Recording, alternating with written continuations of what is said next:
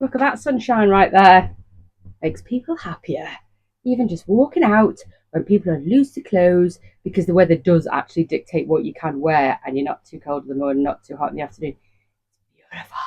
And it's May tomorrow. And that's saying that my grandparents always used to say, don't cast a cloud until May is out. Look it up.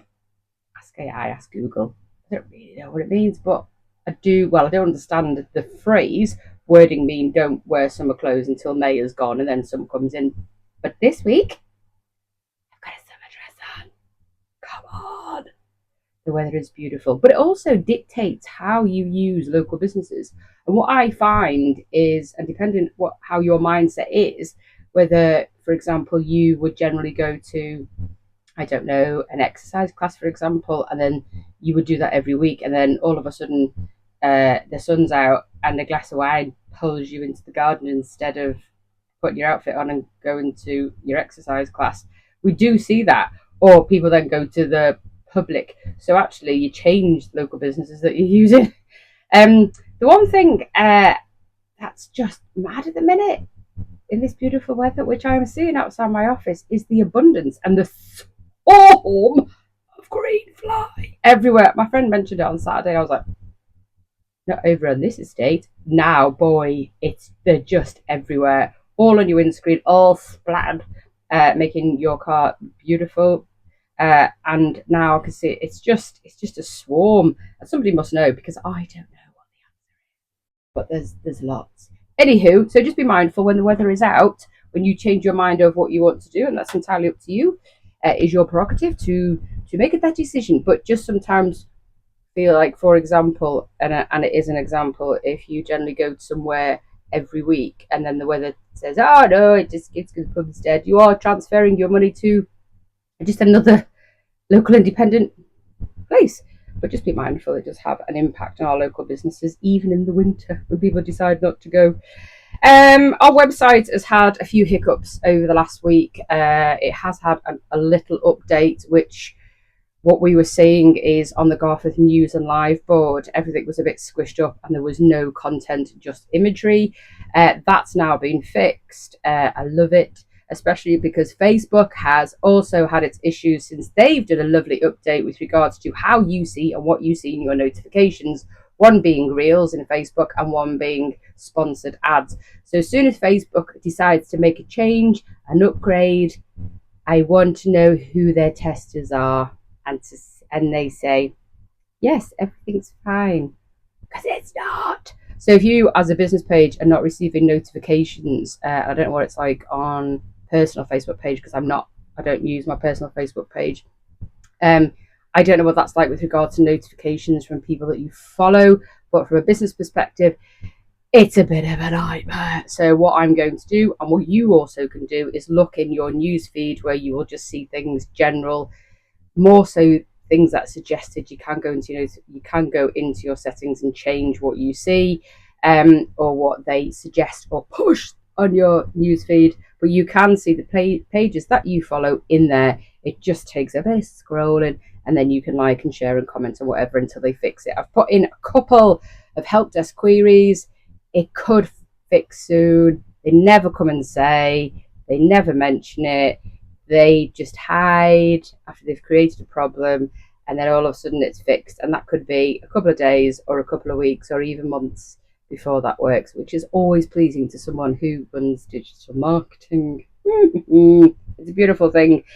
But with regards to that, we've got some scheduled posts coming out next week with regards to our traffic and how and where we see, because as you know, I like a stat. And our stats are really good.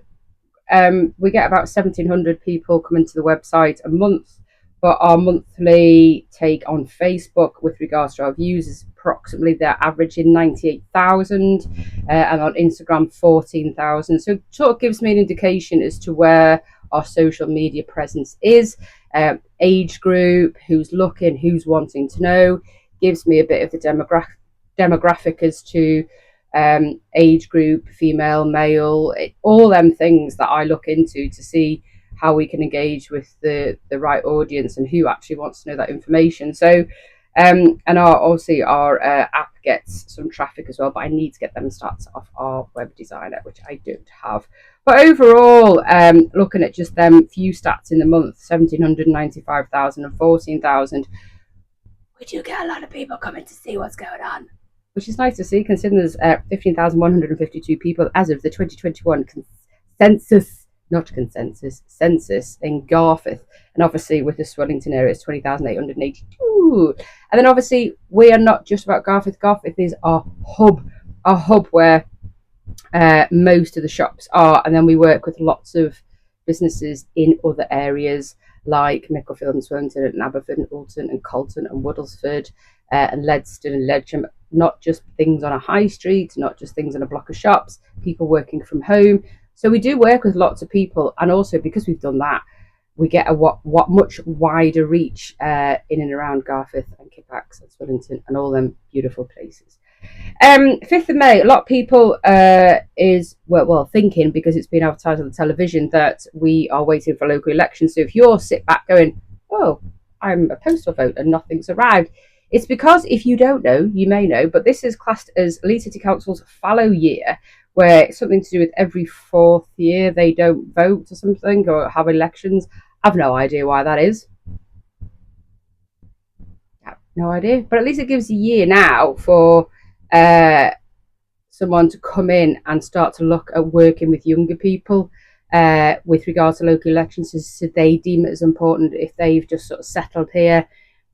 Because I've got a 19-year-old son, and next year my youngest will be 16, and potentially there is potential that he may be able to vote if the government decides to make that change. So please come on in, new, and come and work with the younger people to get them engaged in local elections. Because if they're going to stay, or new people have stayed, whether in their 20s or 30s, and they've just come into the area, there's lots of people to work with, and because I've never seen any of it. So come on, people. You've got a year to do it. So hello, fallow year, whatever that means. I've had some information from highways because I did put in, and I've been trying to sort of work with them on email, getting information with regards to the traffic issues. And people say, well, what's the traffic issues got to do with you? Well, it has, when people are not going onto the high street because the roads are putting them off.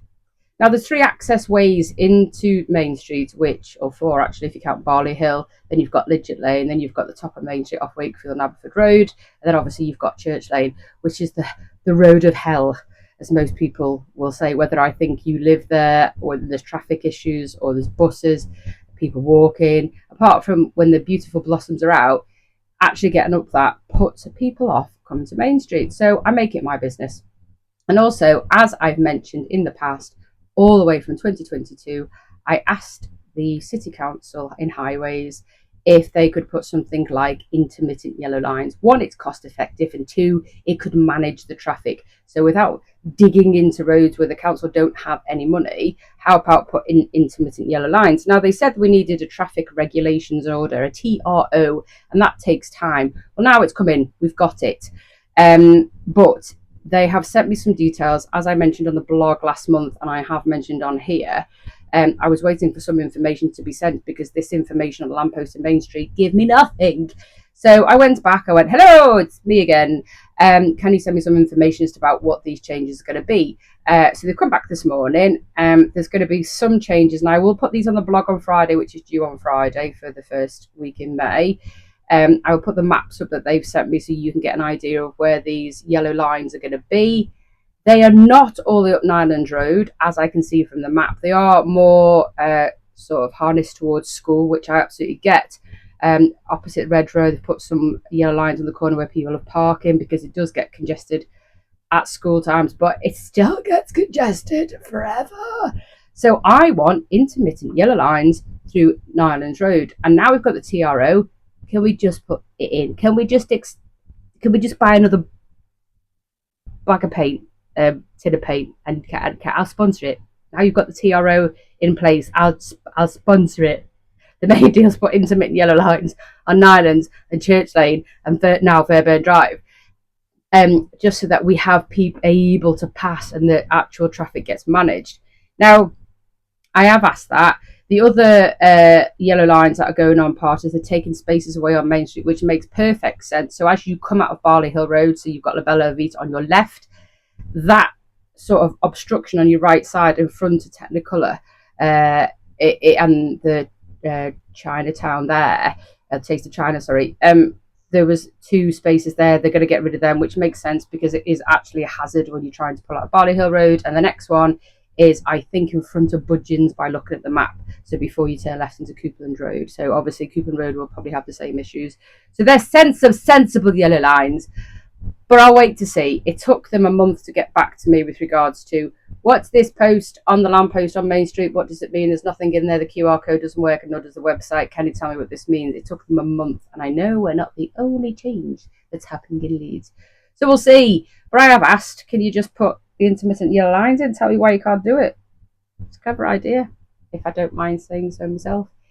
It's cost effective. It keeps traffic flowing because then you can see, especially on Nyland Road, where you can go in, where you can pull out. You know there's going to be, in a minute, when you're at the bottom of Nyland Road, which I think they're going to put a section of yellow lines. It might be just before the rugby house.